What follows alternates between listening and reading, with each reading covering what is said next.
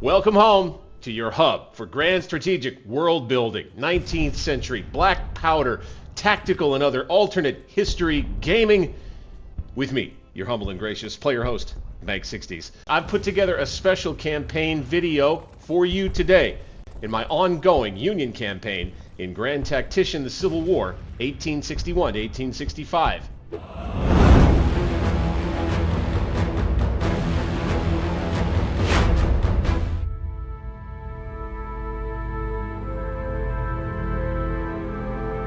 Call it the Battle of Kernstown this time.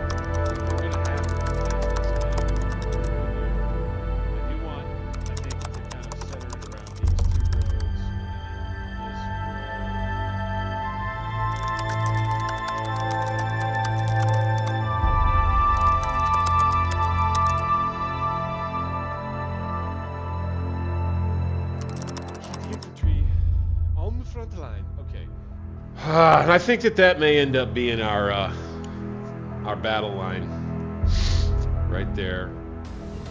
The fight began with Confederate cavalry aggressively attacking Union defenses. They're going to try to come at the artillery right here to start the battle. Oh, son of a bitch. This is maybe bad. Indeed. And rebel infantry followed up too. General Shoup's men. Brigade right here, he's a little more inexperienced. These Confederates are going to advance right on us. Woo! Look at this brave move by the Rebs. Holy smokes. If this part of the line buckled, Union forces could be hard-pressed. They're taking heavy casualties. We are too. We're nervous. Charge them.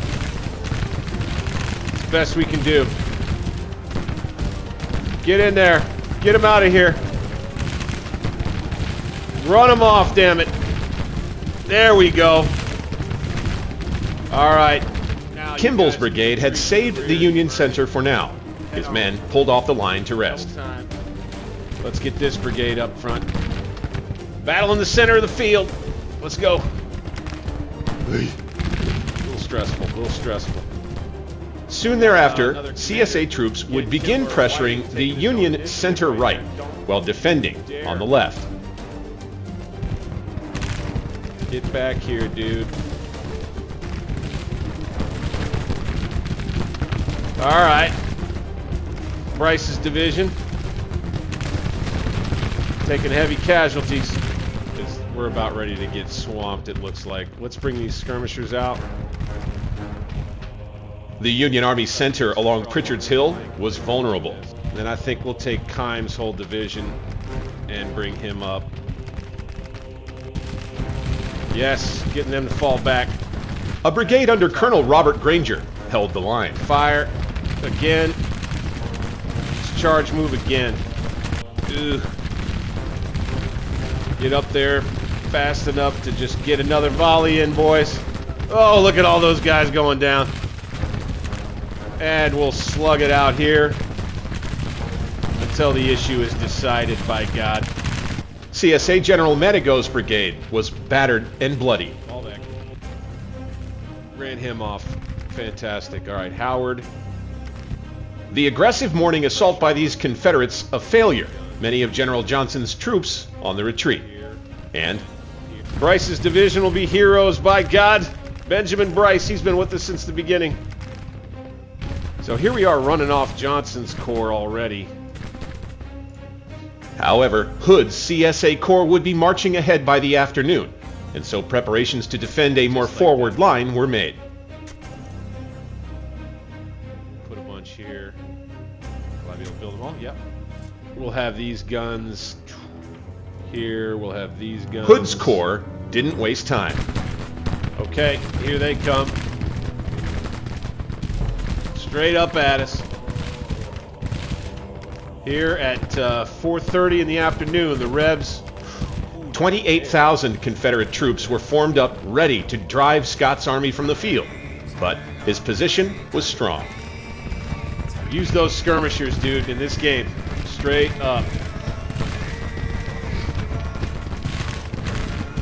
These boys retreat here. One rebel division under A.P. Hill was hurled into the attack. driving hard into the Yankee center and right.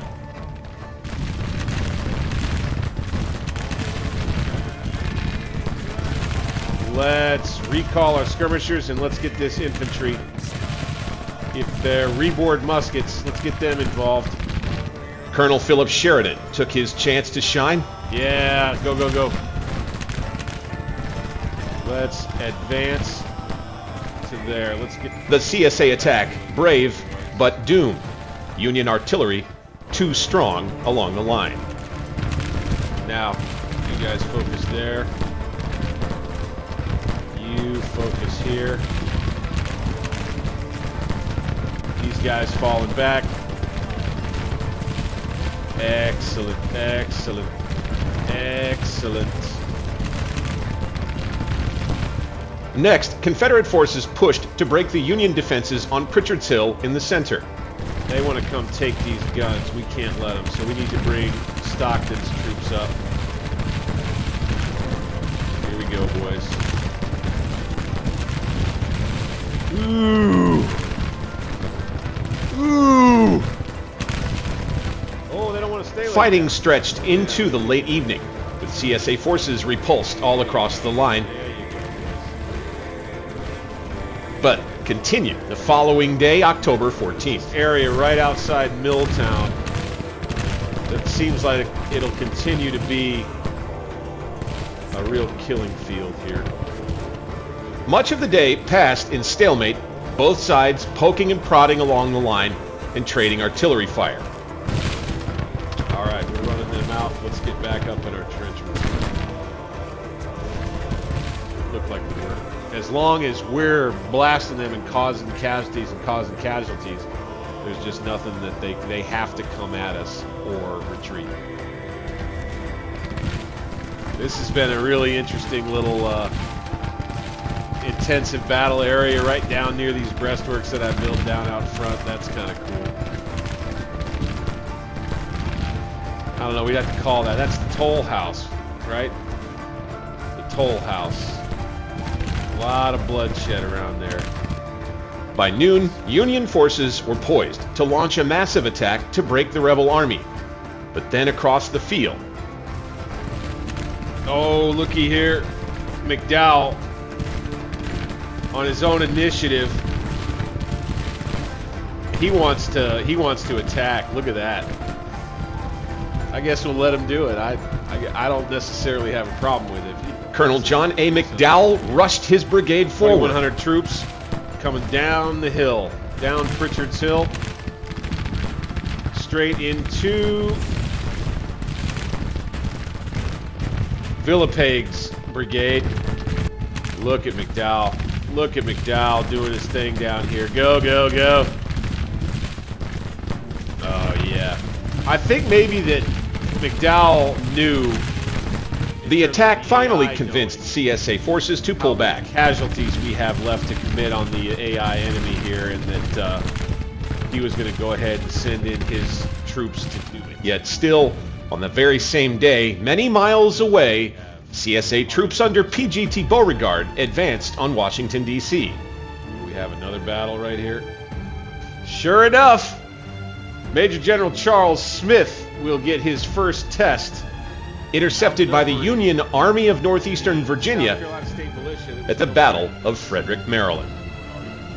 Confederates chose an imposing defensive position, but you got a lot of guns coming down the road at you here, man. This would be kind of a daunting sight if you were my rebel. The plan would be to hold CSA troops in place with one division and heavy artillery, then flanking with the other 3 divisions. But timing would be difficult. All right, let's go ahead and get to shooting at their infantry here. Boom and boom. Bring our skirmishers back.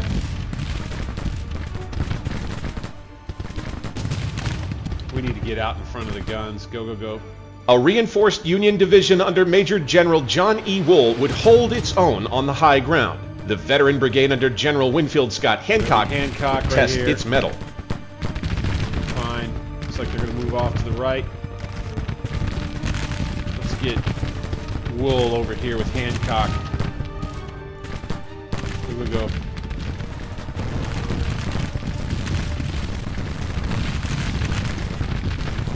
face.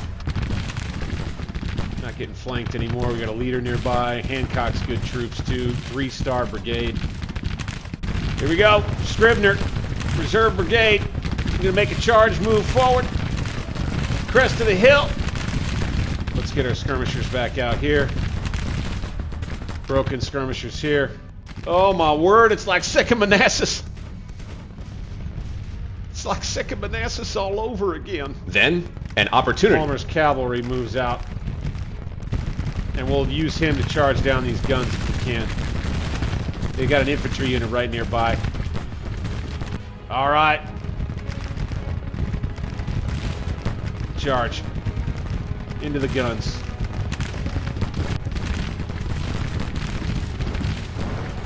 Here we come. Into the guns. Palmer's cavalry brigade. Regiment. More like squadron. Hey, all right. Firing and in melee now. Excellent, excellent, excellent. With Wool's division growing battle-weary and some low on ammunition, it was time to spring the trap. Boom. Meanwhile, Under Hatch, as he gets into the crops. Colonel John P. Hatch's brigade, with the entire Union battle plan quite literally hinging on them, moved into the attack.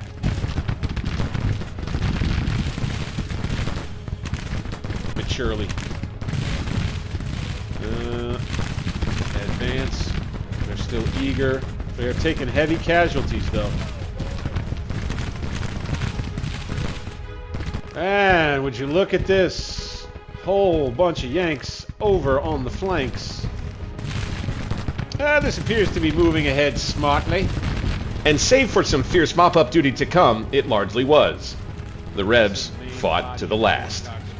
I like the way this looks right here. This is looking pretty good. Up the hill. Into those Rebs, damn it. Take these boys out. Move them off. I want this hill. Ooh, lost a few men going up the hill in the charge here. Oh, we're going to take them out, though. Ouch. Overall, well-executed victory. Casualty rate 2-1. I didn't look at the detailed casualty figures, but this battle's wrapping up at the same time. So we had kind of a dual battle as the campaign in the East keeps grinding on, man. The CSA Army of Virginia was whipped.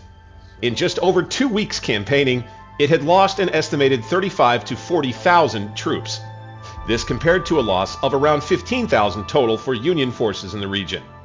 However, these Confederates remained stubborn. Okay, Hood's Corps looks like is going to join Johnson up here. General Beauregard and the South Carolina State Militia Corps would leave Maryland and Pennsylvania for good. What came next through mid to late October was a campaign of consolidation and maneuver for both sides. Let's have... Oh, there's Buckner moving. CSA General Simon Buckner's corps well enough to reinforce Hood and Johnson. Right wing.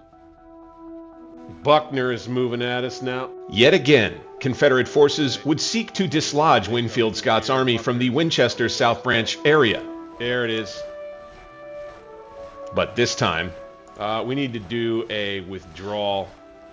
I think it's time for the Army of the Potomac to get a move on. All right, here's what we are going to do. We're going to crush Buckner out here. Once the Army of the Potomac, numbering around 27,000 combat-effective troops, entered the valley, the three other Confederate corps turned tail for Virginia. And now we'll have the Army of Northeastern Virginia near D.C., the Army of the Potomac up here in the Shenandoah, the Army of North Virginia in this quadrant over here. Play defense, recover morale, drive west. And then, that's what I'm talking about. Okay. So, the battle would once again take place around Winchester, But this time, Union forces would have to dislodge the Confederates.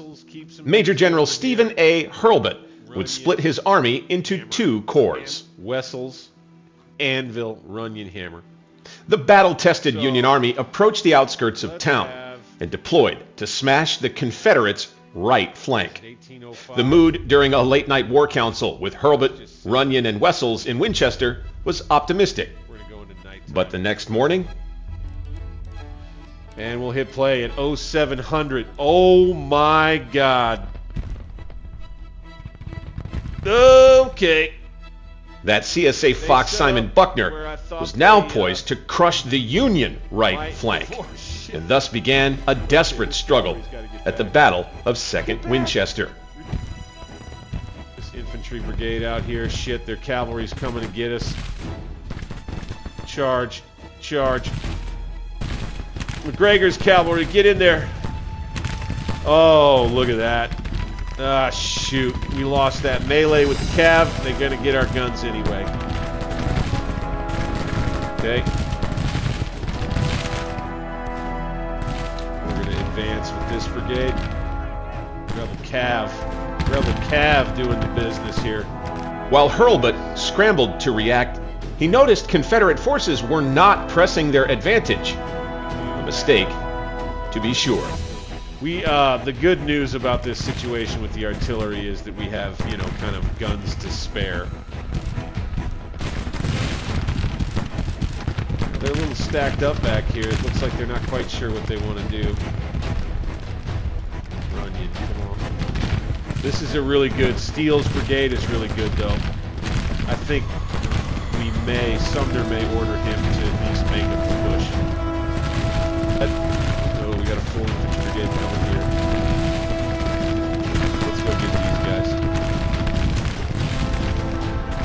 We got to make sure we don't break right here. Quickly, he ordered his cavalry to take high ground on the far right flank and harass Confederate troops with horse artillery. I guess they're going to mount back up. No. All right. Still confident here with Steele. He's going to be a real important brigade. Bring him right back down here. How about this battle? 2nd Winchester. Right here. Holy smokes. Nasty defensive position for the Rebs. Fall back. Let's get these skirmishers out here. Charge move to there, boys. What are we doing here? Okay, we're going to need to fall back. Fighting along Apple Pie Ridge became chaotic, bloody, and terrible. Meantime, Gibbon over here. Start sending the skirmishers out.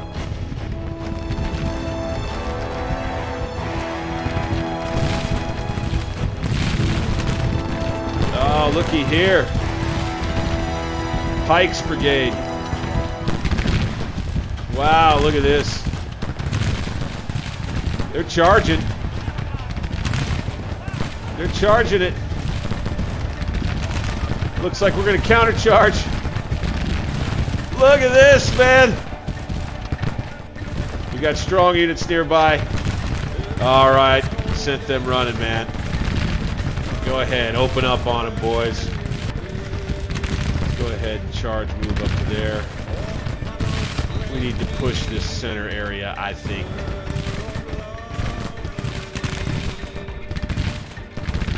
Charge move to there.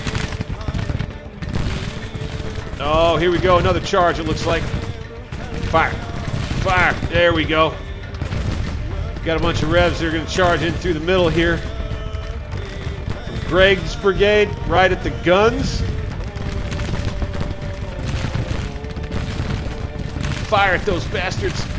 At last, CSA forces began putting pressure where they should have been all along, while furious fighting continued on the ridge. Ooh, AI's fighting us. They're fighting us. We need to retreat here.